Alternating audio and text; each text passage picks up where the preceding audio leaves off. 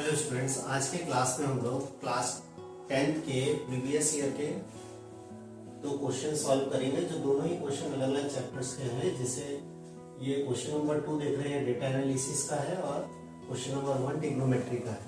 ये trigonometrical identity पर based question है। जैसे कि इस क्वेश्चन में हमको गिवन है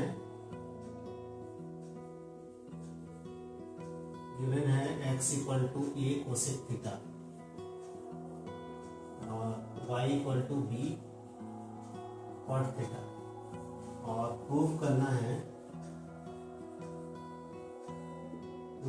है x square upon a square minus y square upon b square equal to 1। तो जैसे कि बाय इक्वेशन 1 एंड 2 का यूज करेंगे तो ये x अपॉन ए हो जाएगा, इसका वैल्यू कोसेक थीटा का इक्वेशन 3 बन जाएगा ये, और ये y बाई b हो जाएगा कॉट थीटा, ये इक्वेशन नंबर 4 हो जाएगा, इक्वेशन 4। अब आपको पता है कि LHS में आप जब वैल्यू रखेंगे, LHS जो है x square upon a square minus y square upon b square, इसमें वैल्यू रखेंगे तो ये हो जाएगा cosec square theta.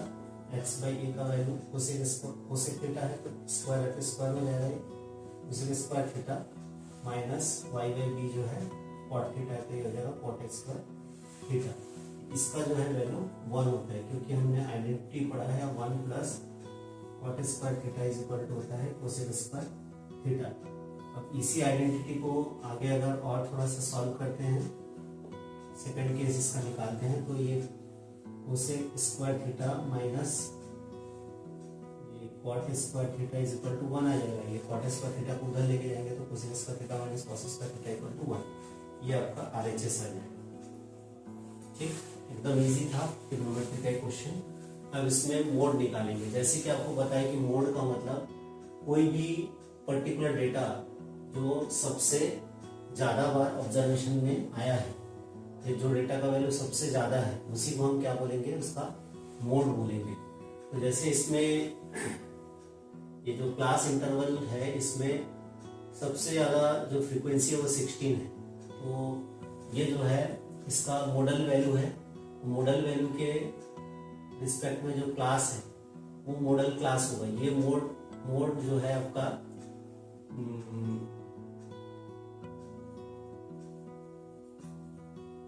Model value इसका हो जाएगा 16, और इसी के रिस्पेक्ट में इसका जो मॉडल क्लास है वो हो जाएगा 16 के सामने वाला क्लास 20 से 30। यहाँ से जो आपको जिसको आप मोड सिलेक्ट किए, इस वैल्यू को आप ले लेंगे F1, उसके पहले वाले को वैल्यू का F0, इसको F2, और यहाँ से जो लोअर लिमिट है, जो मॉडल क्लास हमने सिलेक्ट किया है, उसका जो लोएस्ट वैल्यू है, इसका लोअर लिमिट हो जाएगा 20L का वैल्यू। और आपको पता है कि क्लास का जो साइज है, H का वैल्यू, वो कोई भी दो क्लास को माइनस करेंगे तो आ जाएगा। 0 से 10, 10 का डिफरेंस, 10 से 20, 10 का डिफरेंस, तो H का वैल्यू क्या आ जाएगा 10। अब यहाँ पे मोड के फॉर्मूला में वैल्यू रखेंगे, mode is equal to L plus F1 minus F1, mode is equal to L plus F1 minus F0, F1 minus F0 upon 2F1 minus F0 minus F2 into में H, ऐसा हो जाएगा।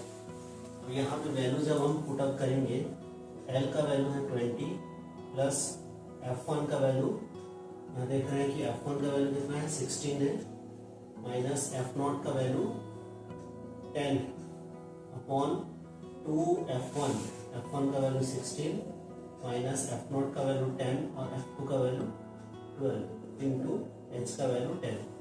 ये 20 plus 16 में से 10 जाएगा 6 आएगा, 16 2 सा 32 माइनस 10 22 इंटू 10।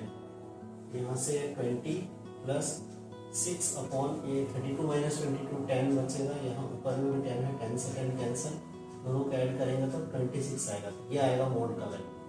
ठीक, जैसे नॉर्मल फ्रीक्वेंसी के अलावा नॉर्मल डेटा आपको ऑब्जर्वेशन डेटा दिया हो कि कोई पर्टिकुलर चीज जो है अलग अलग वैल्यू टाइम्स रिपीट हुआ है, उस रिपीटेड जो वैल्यू है उसको अगर दिया रहे तो उसको हमको चेक करना है कि सबसे ज्यादा बार रिपीट कौन सा वैल्यू है, वो सीधा सीधा मोड हो जाएगा।